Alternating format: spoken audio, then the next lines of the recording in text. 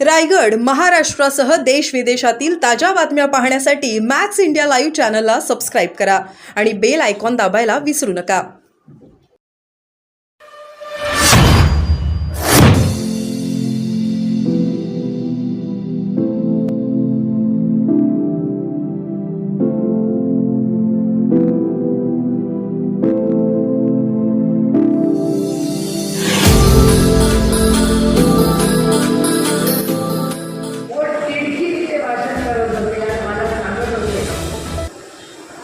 Soybean आणि कपासाचं अतिशय उत्तम पीक आलेलं आहे, पण हमी भाव मिळत नाही. ते सगळे शेतकऱ्यांच्या डोळ्यातले अश्रू आज मला भाषण करताना अंगावर टाकायचे दृश्य अगदी अस्वस्थ करणार. मी तिथल्या शेतकऱ्यांना शब्द देऊन आले. तो शब्द आदरणीय पवार साहेबांनी परवा मुंबईच्या सभेत दिला की महाविकास आघाडीचं सरकार आल्यानंतर सोयाबीन आणि कपासाला 7 ते 10 हजार रुपये क्विंटल आपलं सरकार. याच्यात काही टाळ्या बनवण्यासारखं नाही. तुमचा अधिकार आहे. काय कौतुक नाही कुठल्या सरकारने आपल्याला रक्ताचा आपल्या घामाचा किंमत दिली तर याच्यासाठी तर सरकार आहे. कशासाठी आहे सरकार? मला इथे बघे सरांना तुम्ही निवडून दिला. या तमाम मायबाप जनतेची मी मनपूर्वक आभार मानते, नतमस्तक मानते. अशा इमानदार माणसाला तुम्ही या भागातून निवडून हे तुमचं श्रेय आहे. काही लोक मला म्हणतात आता 2 दिवस झाले फोन यायला लागले. एखादा माणसाचा फोन येतो मला, तो कुठेतरी परदेशी आहे. तो सारखं मला फोन करून म्हणतो की ताई मशीनमध्ये गडबड आहे, मशीनमध्ये गडबड. आता मी त्याला म्हणते मी मशीनमध्ये निवडून आले, मी कसं म्हणणार मशीनमध्ये गडबड आहे? आता खरं खोटं मला माहिती नाही, पण अशी एक कथा चालली आहे की काही मशीन्समध्ये गडबड करतील असं तो माणूस म्हणतोय. मी म्हणत नाही. पत्रकारांना माझं भाषण नीट ऐका. बातमी करा तेव्हा पण नीट बातमी करा. तुम्ही जबाबदार असता. आणि ती एक बातमी सातत्याने गोष्टीचा मी हे बघतो मला फोन आला होता. मी घेतला तो मला असं म्हणतो माणूस की हे 170 सीट येतात ते म्हणतात कारण का त्यांनी काहीतरी नियोजन केले. माझा अशा गोष्टींवर विश्वास नाही कारण माझा आजही इलेक्शन कमिशन आणि त्या सगळ्या प्रक्रियेवर विश्वास. ज्या मताने आपण बगरे सरांना निवडून दिलं त्याच्यामुळे माझा आजही त्या सगळ्या गोष्टींवर आजही माझा विश्वास. पण तुम्ही मला सांगा की बगरे सर तुम्ही 1.5 लाखांनी निवडून आला. सभेचा रिझल्ट 1500 रुपये त्यांनी सुरू केले. अहो काय भाऊ बहिणीचं नातं ते विकत घेता येत नाही. त्यांचा प्रॉब्लेम असा आहे की त्यांना नातं प्रेम आणि व्यवसायाचं अंतरच कळत नाही. 50 मुख्य एकदम मुख्य ते विकले गेले म्हणून भाऊ बहिणीचं पवित्र नातं विकत घेता येत नाही. आणि 1500 रुपयाचं नाही. काय किंमत लावली आहे आमच्या नात्याची? अशी कोण किंमत लावतं नात्याला? अहो मागितलं असतं तर सगळं देऊन टाकलं असतं. काय मोठं आई वडिलांनी मेंदू दिला, हात पाय दिले, सगळं शाबूत आहे. शून्यातून विश्व उभं केलं की नाही? ते 80 वर्षाचं योगदान रोज काल तर सभा बाबासाहेबांनी हात काढली. काल रात्री माझं भांडण झालं त्यांच्याशी. 7 सभा केल्या त्यांनी. 7 मी जरा आवाज चढवला असता. म्हणजे काय चाललंय ते म्हणले तुगावास ना आमचा विषय संपला. आता 7 सभा करूनच झाले होते. आता उपयोग काय मी भांडण करून घरी.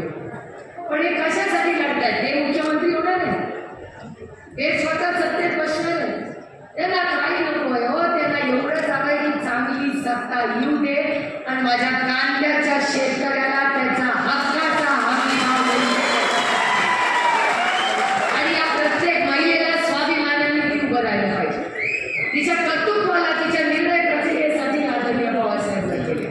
आणि मी तुम्हाला शब्द देते माझी सगळ्यात मोठी लढाई भारतीय जनता पक्षाबरोबर कांद्यावरच झाली. आणि माझं म्हणणे मी त्या पियुष गोयलांची भांडण करून करून थकले बगरे सर. तेव्हा तुम्ही इथे होता. मला आता संगतीला उभं राहिला आणि आज ताकदीने जेव्हा जेव्हा बगरे साहेब उभे राहतात तेव्हा ते कांद्याचाच प्रश्न सातत्याने मांडतात. असे आम्ही एकत्र काम करतो म्हणून मी म्हणत नाही. आम्ही लोकप्रतिनिधी ठेवा. पक्षाचा जरूर आदर झाला पाहिजे, पण पक्षाबरोबर ज्या लोकांनी आम्हाला निवडून दिला त्यांच्यासाठी त्यांचा आवाज म्हणून आम्ही दिलेला जातो. कोण आहे बगरे सर? बगरे सर दिंडोरीचा आवाज आहे. 23 लाख लोकांचा आवाज म्हणून तुम्ही त्यांना दिलेला जातो.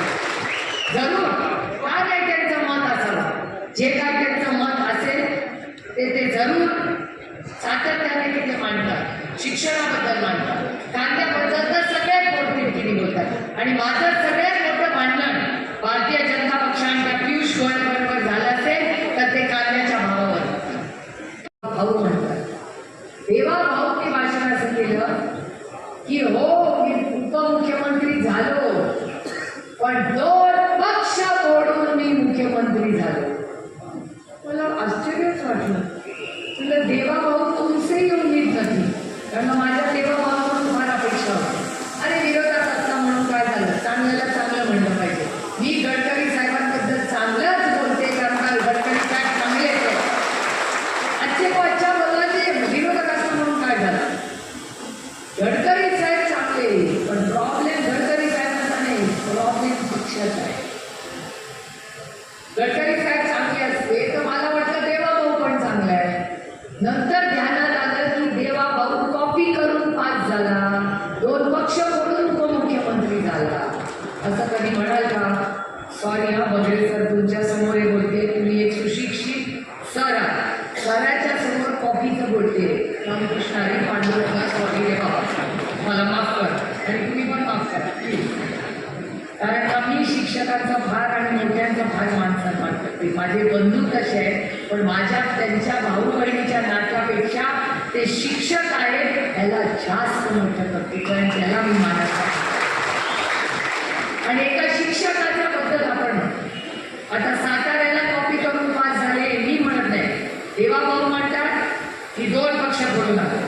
त्याच्यानंतर त्यांचे सहकारी म्हणतात, हे मी नाही ते म्हणतात की जर साताऱ्याला पिपाणी नसती तर ती पण सीट गेली असती. याचा अर्थ असा बगरे सर की राष्ट्रवादी काँग्रेस पक्षाचे 9,000 निवडून यायला हवे होते आणि महाविकास आघाडीचे 32, शिरीष भाऊ 32 आपले यायला पाहिजे होते. मी कॉपी केली.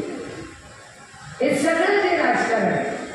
आणि मी तुम्हाला सांगू, लाडकी बहीण योजना, आता महिला दिसल्या म्हणून बोलणार आहे, नंतर कांद्यावर तर व्यवस्थित बोलणार. लाडकी कांद्यासाठी सुरक्षितता, सोयाबीन, कपास, अनेक शब्द देते तुम्हाला की अडचणीत आलेल्या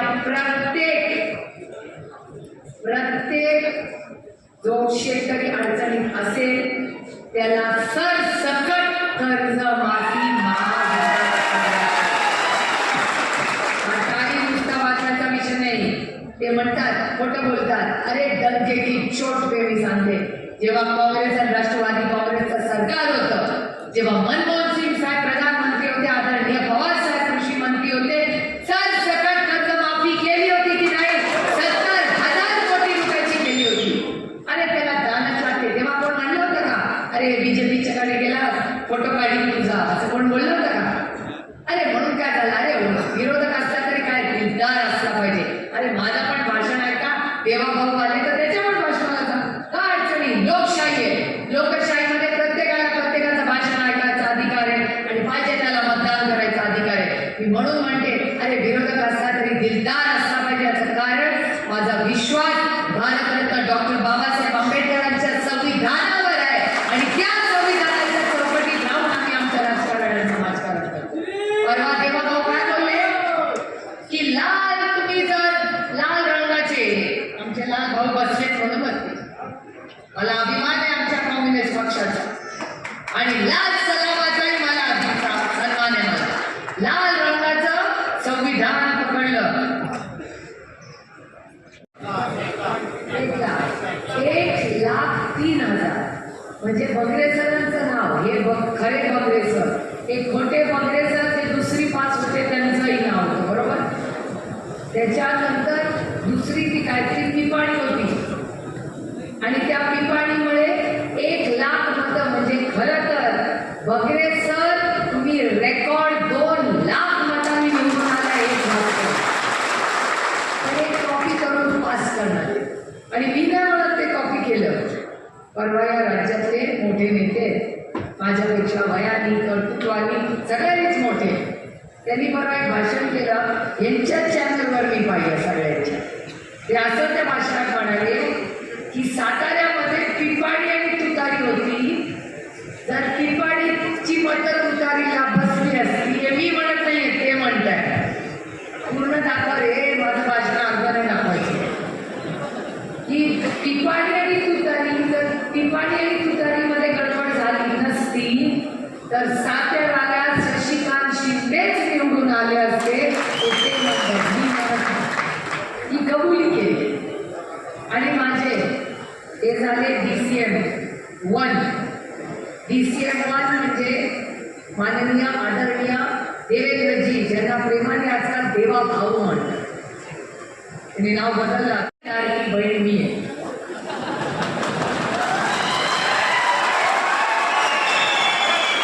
आणि लोकसभेत लाडकी नव्हते. लोकसभेत तुम्ही असा दणका दिला ना की लगेच मी लाडकी. मला खरंच सांगा, ही योजना लोकसभेच्या आधी का नाही काढली? बहिणी लोकसभेत लाडक्या का नव्हत्या? कारण काय, फक्त मताचं राजकारण करतात.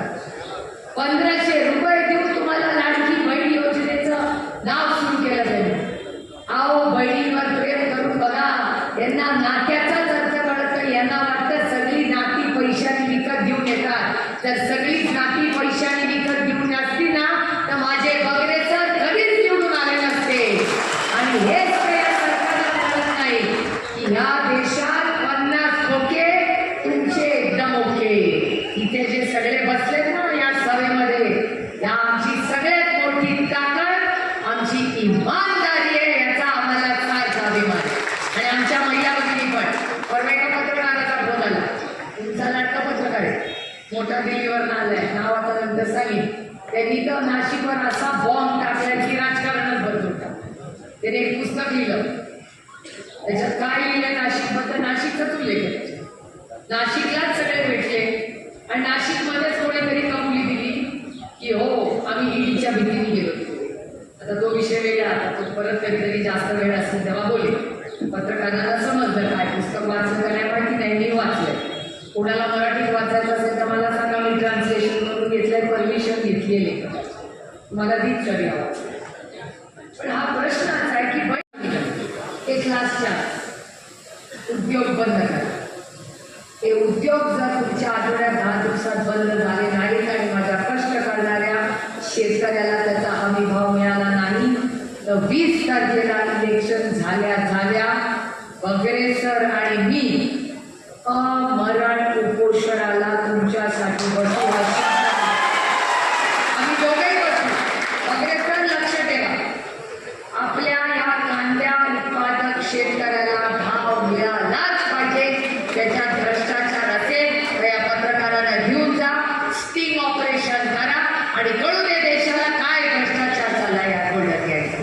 कोणी गोल्डन गॅट देवालाच ठाऊक. आता चिठ्ठी आली, पत्रकारांना तुम्ही पण जरा शोध करा. पोरांनो, पुरुषोत्तम कुठं बसू नको, तुझ्या माहिती काढ कोण आहे गोल्डन गॅट.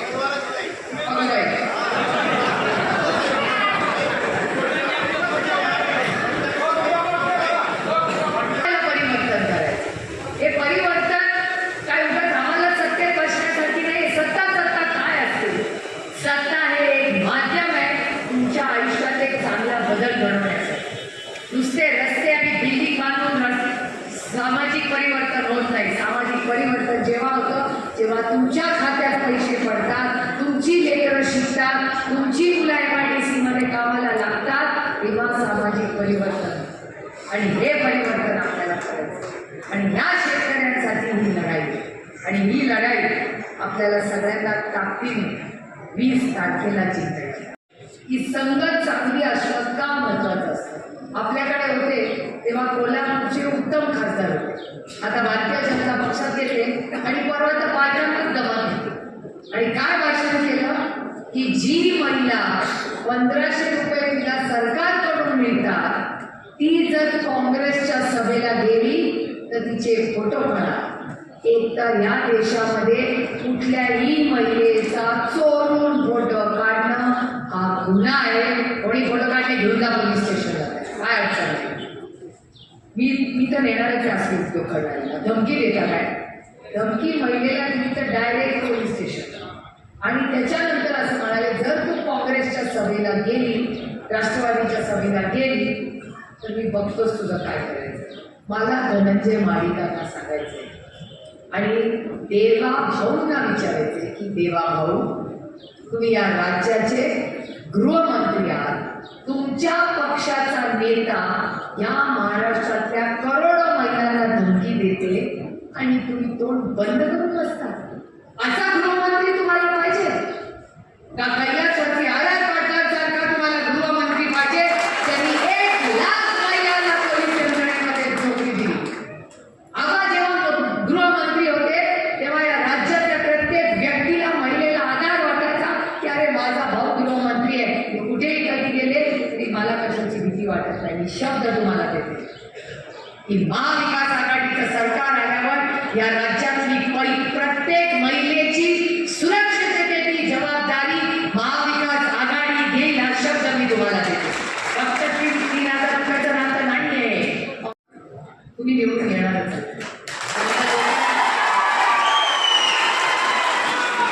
आणि नाशिकचे लोक म्हणजे आज मी वगैरे सर आणि मी एकत्र काम करतो म्हणून कौतुक आहे. माझी विनंती आहे या गोष्टीवर त्यालाही नसतो, कारण आपण सगळे विसरून गेले की इमानदार असणं ही आजकाल मोठी पदवी झाली आहे. अहो, इमानदार असलंच पाहिजे.